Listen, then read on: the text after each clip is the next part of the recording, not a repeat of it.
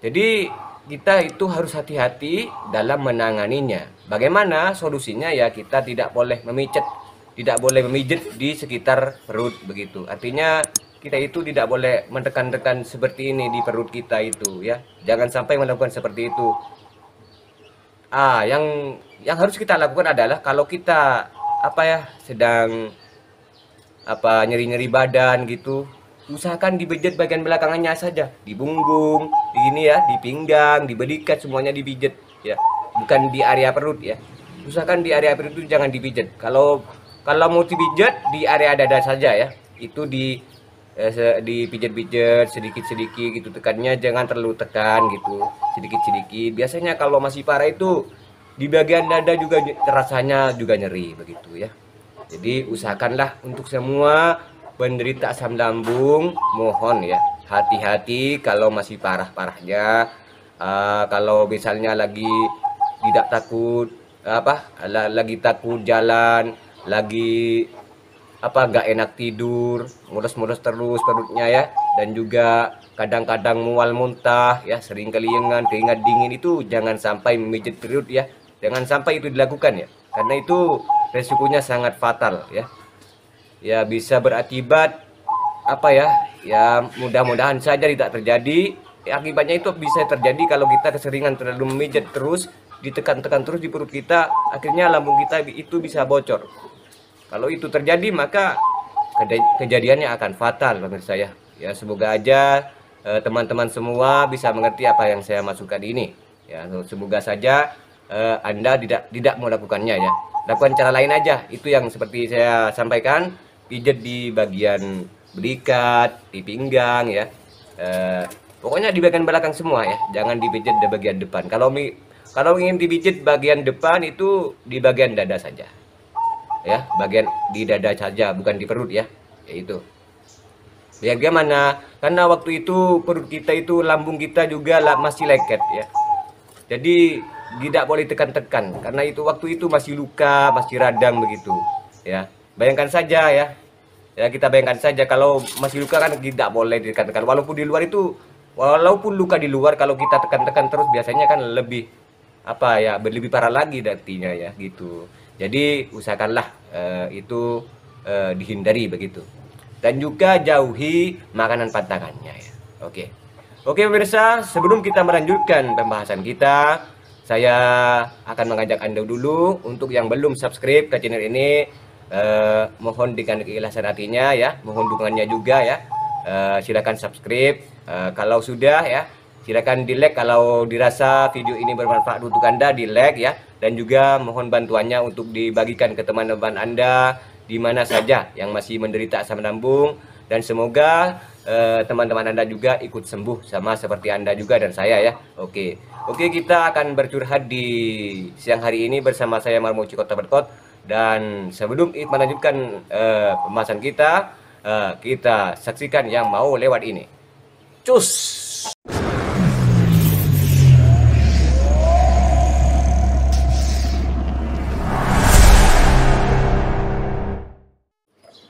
Ya, assalamualaikum warahmatullahi wabarakatuh. Selamat berjumpa kembali teman-teman semuanya ya.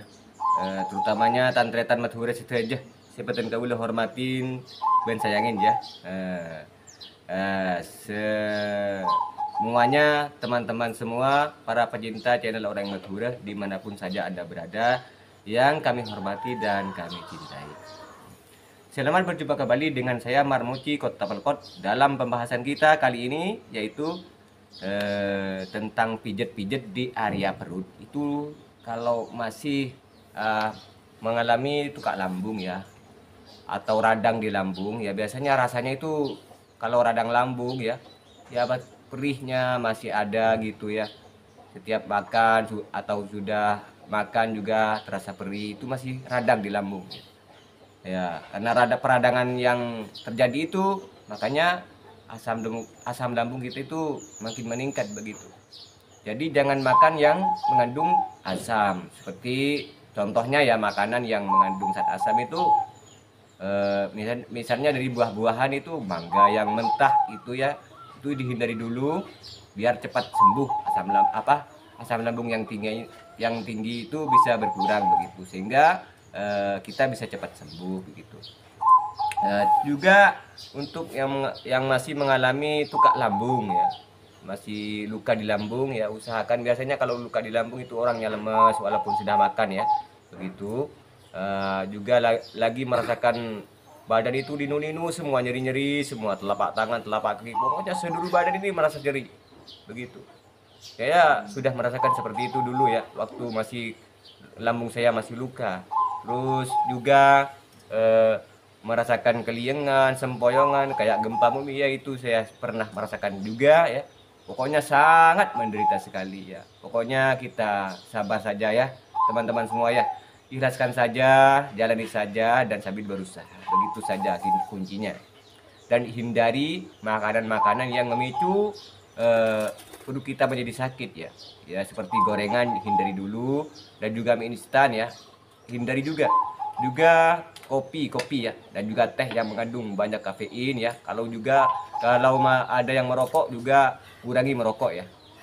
Usahakan kurangi dulu, bukan henti merokok tapi kurangi dulu merokoknya. Nanti kalau sudah sembuh baru merokoknya aktif lagi begitu ya. Saya juga merokok ya, tapi nggak terlalu sering juga begitu. Ya baik pemirsa, kita kembali lagi pada topik kita tentang pijat-pijat di perut. Itu tidak boleh ya, tidak boleh dipijat. Karena kenapa? Karena lambung kita masih lengket. Karena kalau lambung lengket dipijat bisa berakibat kalau kebocoran di lambung. Jadi kalau lambung kita sudah bocor ya, masya Allah, naudzubillah min dzalik, itu bisa lebih bahaya lagi, bisa saja membawa kita pada kematian begitu. Naudzubillah, semoga kita itu masih dipanjangkan umur oleh Allah ya, dan tidak sampai melakukan hal-hal yang seperti itu ya, hal-hal yang tidak diperbolehkan begitu. Jangan sampai ya melakukan pijat-pijat di perut. Ya kalau ingin pijat-pijat atau melakukan pijat refleksi, namanya itu pijat di bagian belakang aja ya, di bagian punggung, di bagian belikat, di pinggang, pokoknya di bagian belakang semua ya. Kalau pingin di bagian depan itu pijat di bagian dada saja begitu, jangan sampai di bagian bawah. Kalau sampai ke perut itu jangan ya, jangan ya. Oke, ini kita sekarang ini mau menjawab pertanyaan ya. Ini datangnya dari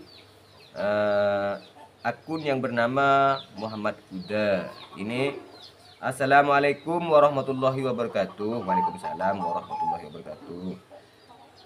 Saya ibu rumah tangga yang terkena asam lambung dari tahun 2019 ya.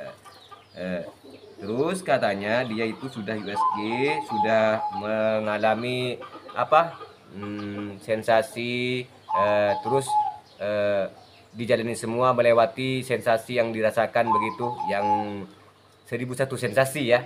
Dan juga beliau itu menyampaikan sudah USG berapa ini, melakukan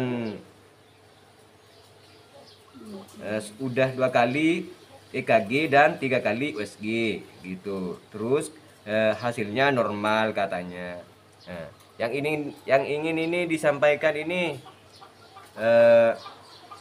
badannya agak enak katanya, perasaan adit terjadi di badannya begitu. Terus apa ini ya, rasanya urat-uratnya ketarik dari dada sampai ke leher katanya. Dan seperti kesemutan gitu sampai ke kepala. Jadi udah mulai lagi takutnya, apakah enggak apa-apa ya Mas katanya, dan apakah sama yang saya rasakan, tolong ya Pak katanya sarannya. Oh ya, sama ya, jawaban dari saya sama, jadi nggak usah khawatir ya, itu memang sensasinya seperti itu ya. Ya kita jalani saja dengan ikhlas ya, dengan ikhlas dan sadar dan sabar gitu ya, dan sambil berikhtiar, artinya kita berusaha sambil berdoa begitu ya. Kalau ingin pakai obat alami ya pakai obat alami ya, Pokoknya banyak caranya kita menangani asam lambung di rumah begitu. Ya juga jangan sampai airnya jangan sampai ketinggalan gitu ya. Air minumnya terutama ya. Itu minimal ya harus 2 liter per hari itu. Kita harus minum ya. Artinya kita dari pagi itu sampai sore kita minumnya harus 8 gelas ya. Totalnya harus 8 gelas setiap hari seperti itu ya. Dan kalau masih merasakan sensasi yang banyak ya usahakanlah untuk selalu menghindari makanan pantangan dulu. Ya seperti yang saya sampaikan di video-video yang sebelumnya ya. Bu ya. Eh, eh, Hindari makanan pedas dan juga makanan-makanan yang mengandung zat asam ya, seperti durian, juga mangga mentah ya. Kalau ada yang mangganya ya yang matang-matang saja lah. Kalau mangga matang nggak apa-apa ya, dibuat cemilan begitu. Habis makan nasi terus makan mangga matang begitu ya. Terus kalau ada lagi pisang yang matang-matangnya begitu ya. Atau juga bisa juga pepaya yang matang-matangnya, yang lagi matang-matangnya itu, yaitu buat selingan atau cemilan ya, agar tubuh kita itu biar banyak serat dan juga nutrisi ya, dan juga gizinya biar gak kekurangan begitu. Terus untuk cara makannya ya sudah saya sampaikan di video yang sebelumnya itu, tapi saya akan sampaikan lagi pada teman-teman semua ya. Untuk cara makannya ya cukup nasi putih yang lembek-lembek saja ya, dengan porsi kecil namun diseringkan begitu makannya, namun sering begitu. Makannya ya dengan porsi kecil sering, terus lauk pauknya ya bisa campur-campur. Biasanya kalau sekarang kita pakai tahu direbus ya. Kalau sudah bosan dengan tahu direbus, besoknya lagi pakai daging ayam direbus gitu. Terus kalau besok lagi ubah lagi sayur-mayur gitu, pakai sayuran ya. Yang untuk minyaknya jangan dikasih banyak-banyak itu kalau ditumis ya. Terus kalau sudah kita ganti sayur, kita makan lagi yang apa ya? Ya pepaya yang matang itu sudah saya kasih tahu. Terus ya seperti itu dulu cara makannya ya setiap hari. Saya dulu seperti itu sampai 1 tahun begitu. Akhirnya mulai mendingan ya. Setelah 1 tahun itu mulai kelihatan terasa itu kesembuhannya secara pelan-pelan itu. Dan juga usahakan ini hindari ya, stresnya itu dihindari ya. Kalau masih belum bisa sembuh stresnya ya usahakan obatilah. Biasanya kita mengobati stres itu dengan cara mencari pemicunya, apa yang kita streskan gitu.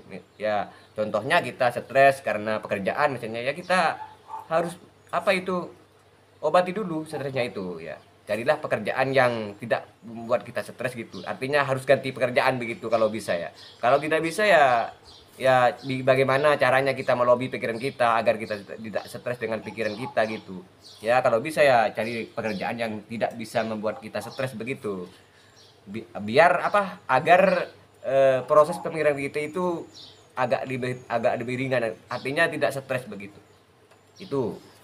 Terus ini lagi ada pertanyaannya lagi dari saya untuk akun yang bernama Muhammad Huda ya, ibu, dengan ibu siapa ya kurang tahu saya. Pokoknya beliau itu sudah berkomentar di video saya ya mohon sabar ya Bu ya, gak usah panik, gak usah cemas, itu memang sensasinya ya. Kalau masih masih terasa gak enak ya usahakanlah hindari dulu ya.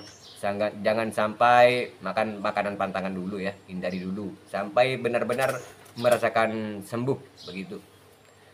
Terus ini ada pertanyaan lagi dari Mbak Intan ya. Mbak Intan ini, oh sama Mas, saya juga merasakan seperti yang Mas rasakan katanya. Seperti yang Bapak rasakan. Ini saya juga mengalami kediengan Pak, katanya. Kalau kadar gula itu normalnya berapa katanya. Oh iya, normalnya ya antara 100 dan sampai antara 100 sampai 115 ya normalnya kadar gula ya. Ya kalau saya seperti itu, sering drop kadar gulanya ya karena apa? Kekurangan makanan setiap harinya. Karena kalau makan terlalu banyak itu saya bisa kambuh GERD-nya gitu. Jadi makannya yang porsi kecil namun sering begitu. Ya seperti itulah penderita asam lambung teman-teman semua ya. Ya tetap sabar dan jalani saja. Insya Allah nanti kita akan sembuh. Yang penting mau berusaha dan bersabar, begitu aja ya. Ya Mbak ya, untuk kadar gula yang normal itu Mbak Intan ya, antara 100 sampai 115 itu normalnya. Kalau saya 100 katanya ini. Kalau saya 100 itu. Ya. Ya normal, masih normal ya. Masih dibilang normal ya. Tapi jangan terlalu sering ya ngecek kadar gulanya gitu ya. Karena itu resiko juga nantinya berefek juga pada Anda begitu. Jadi usahakanlah kita itu mengeceknya sekali saja begitu dalam 1 bulan begitu. Ya kita kita rasakan saja rasanya. Kalau kita merasakan gejala yang lemes ya, disertai keringat dingin dan disertai pusing, badan itu kayak lemes banget kita ketika aktivitas itu biasanya kalau saya itu kekurangan kadar gula. Biasanya kalau dicek waktu lemesnya itu dicek, akhirnya kadar gula saya itu di bawah 70 begitu. Kadang di bawah 50 kadang-kadang. Bahkan saya dulu pernah sampai 35, ya pingsan saya begitu. Akhirnya solusinya ya saya minum gula gitu. Wedang gula itu air direbus itu dituangkan ke gelas, terus dikasih gula 3 sendok, gula pasir itu dikasih 3 sendok, lalu diaduk begitu dan didinginkan, kira-kira hangat-hangat kuku itu langsung diminum gitu. Kalau saya sudah kalau minumnya sekarang 1 gelas, ya besoknya minum 1 gelas lagi, biasanya gejala itu hilang begitu. Akhirnya saya sehat kembali begitu. Kalau saya itu sering saya seperti itu ya. Ya karena seperti itu karena kekurangan gizi, kekurangan makan gitu ya. Ya memang seperti itu sensasinya dan resikonya bagi kita sebagai penderita asam lambung teman-teman semua ya, mohon bersabar saja ya.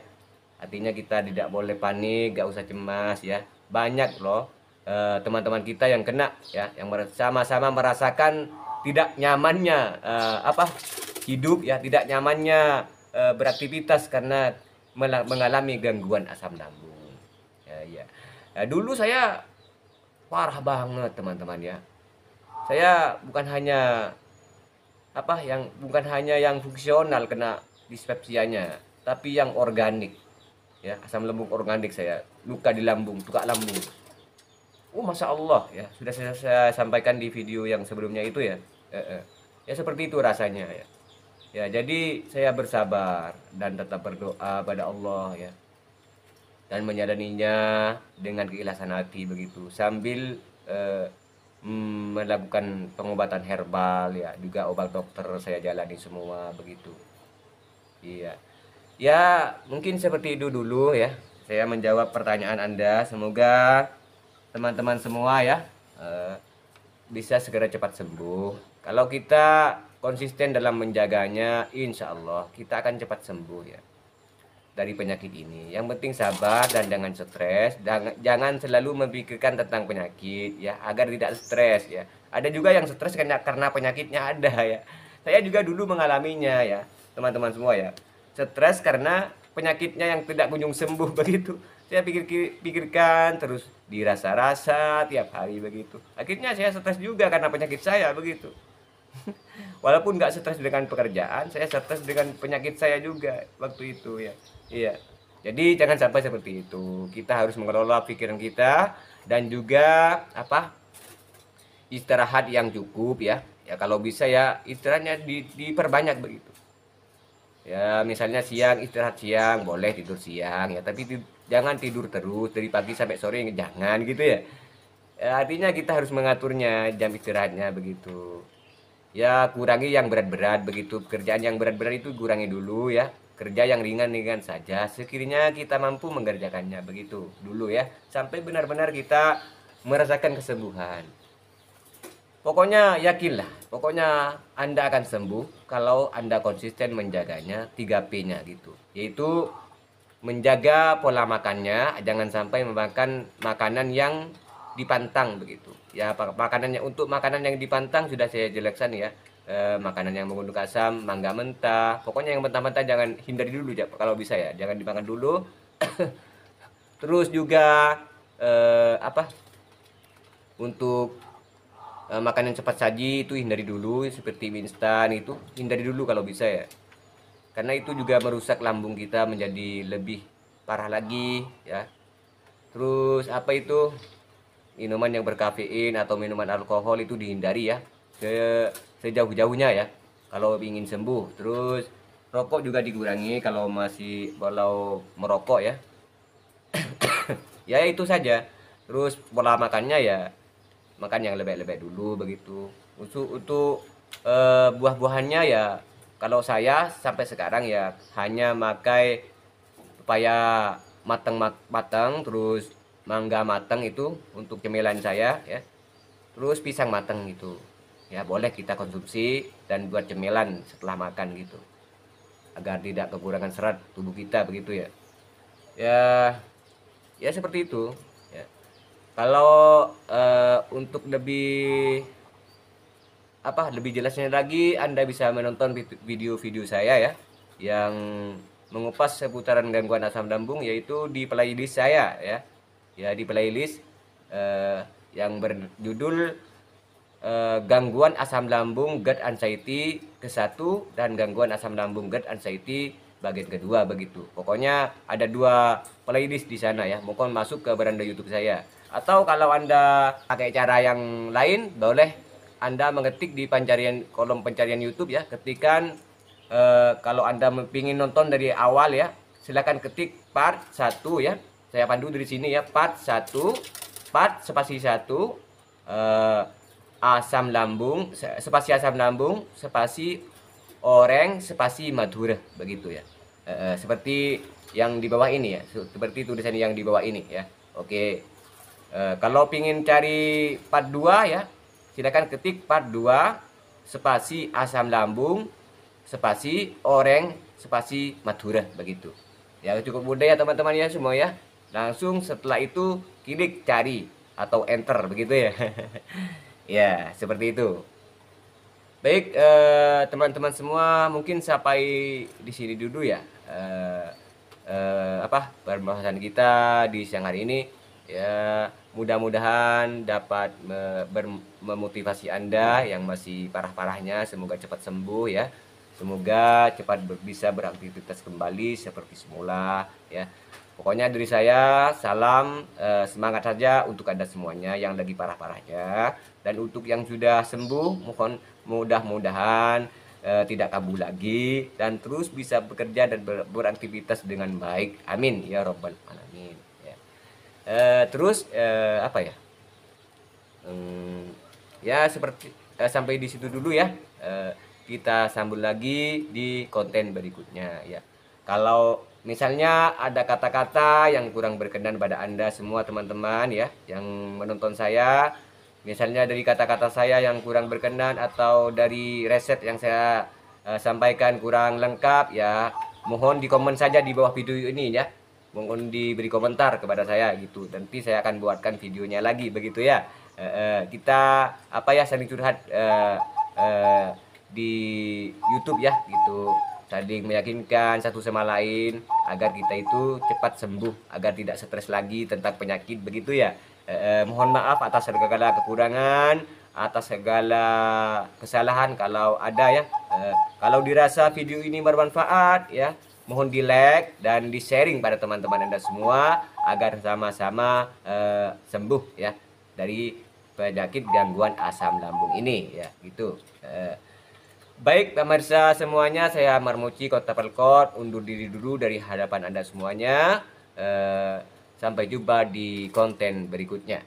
Wassalamualaikum warahmatullahi wabarakatuh. Salam sehat selalu. Bye bye.